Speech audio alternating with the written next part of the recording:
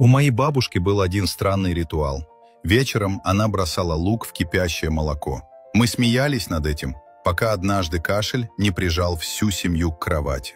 После ее рецепта мы встали на ноги за сутки. В деревне простуды цепляются за горло, как репейник, за одежду. Аптеки далеко, зато у бабушки в кухне целая лаборатория. И когда кто-то закашливался, она варила ночной эликсир, который спасал от хрипов за один вечер. На пол-литра кипящего молока бросала